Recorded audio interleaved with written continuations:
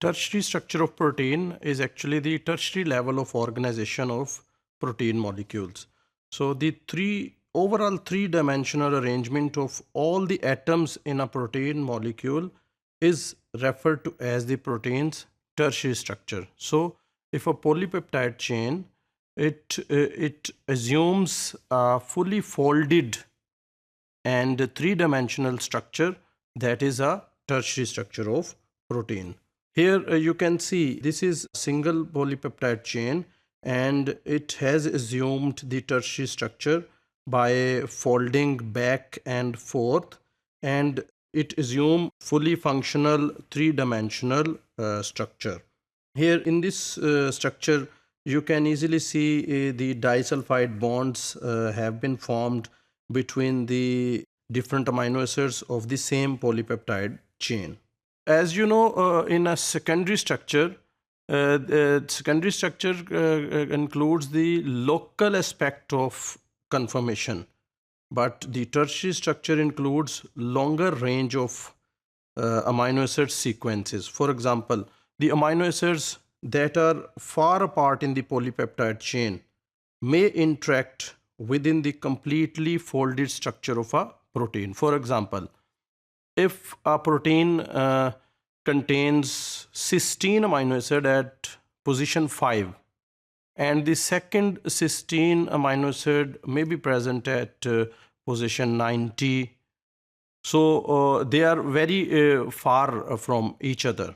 But when the polypeptide will fold into its tertiary structure, the 90 number cysteine may come close to the cysteine number 5 and they both may interact, they both may form disulfide linkage. So in this way, the number of weak interactions and covalent interactions are made between quite far amino acid residues.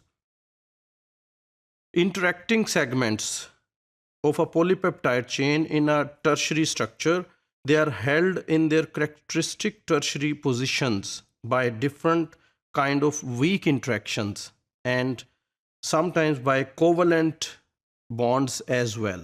So as you know, this tertiary structure is fully folded conformation, and this fully folded conformation is also a stable conformation like alpha helices and beta sheets. And how these segments are remained at their place, and they remain at their place through the weak interactions as well as covalent interactions.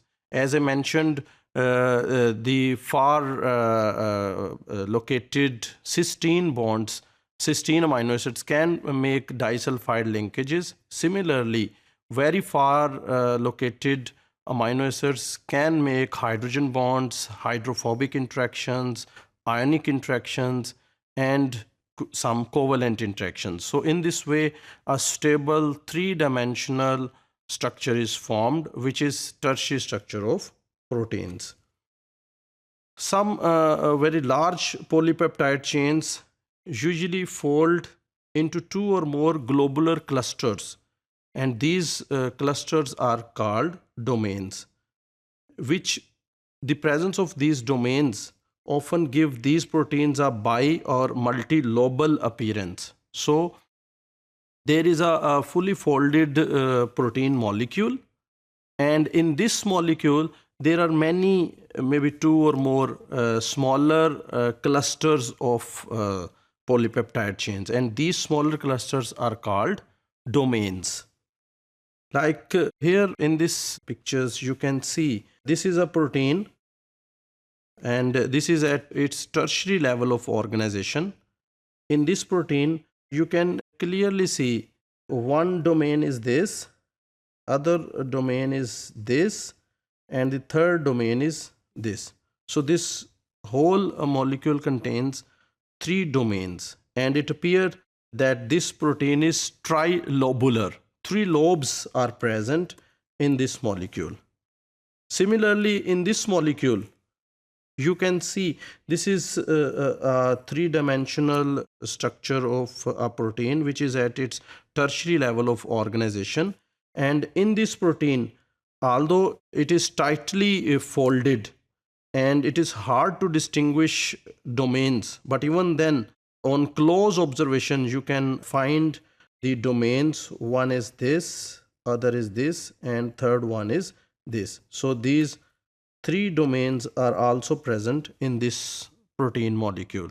So in this way, the larger proteins, they make domains, and these domains are further made up of some super secondary structures which are also called as motif.